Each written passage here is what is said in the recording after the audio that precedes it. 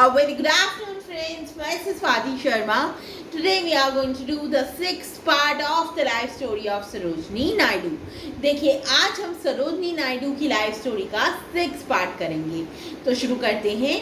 Apart from the above listed, देखिए जो books की हमने बात की, सरोजनी नायडू द्वारा लिखी हुई बुक्स की बात की, उन बुक्स के अलावा, अपार्ट का मतलब क्या होता है, उनके अलावा, her literary works include many other notable poems.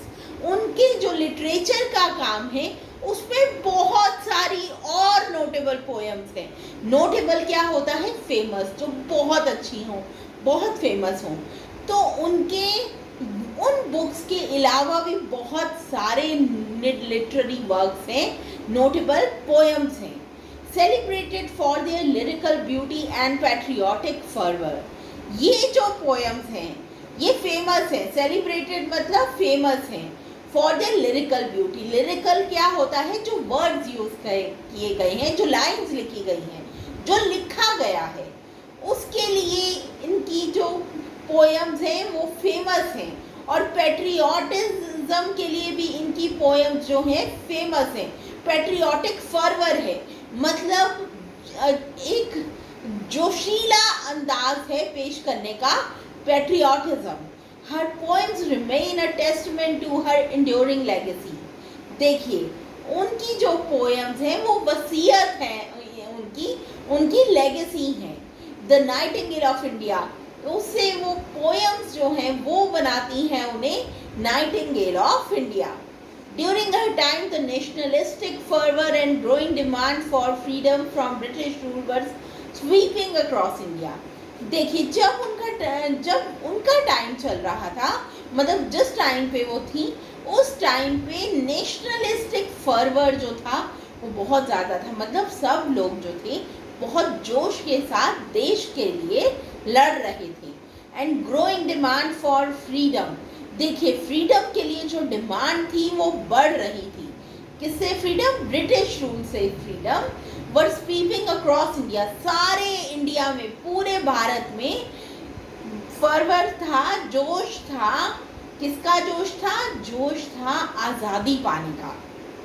All that deeply influence Naidu, इन सारी चीज़ों ने नायडू को बहुत डीपली इन्फ्लुएंस किया.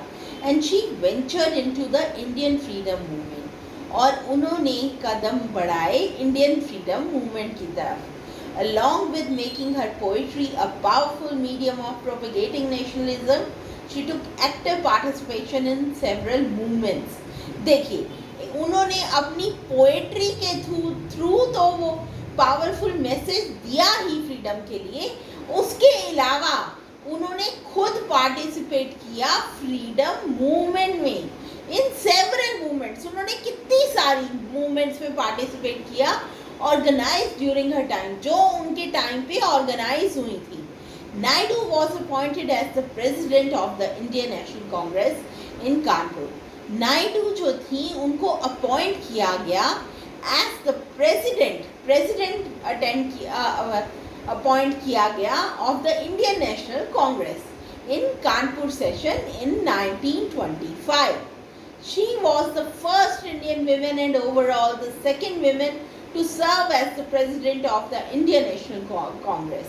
देखिए वो पहली ऐसी इंडियन लेडी थी जो प्रेसिडेंट बनी इंडियन नेशनल कांग्रेस की, और ओवरऑल मतलब सारी दुनिया में मिला के वो सेकेंड थी एनी बेसेंट के बाद to serve as the president of the Indian national Congress, जिन्होंने सर्व किया as a president of the Indian national Congress. Friends, we'll continue the story tomorrow in the next part. Thank you.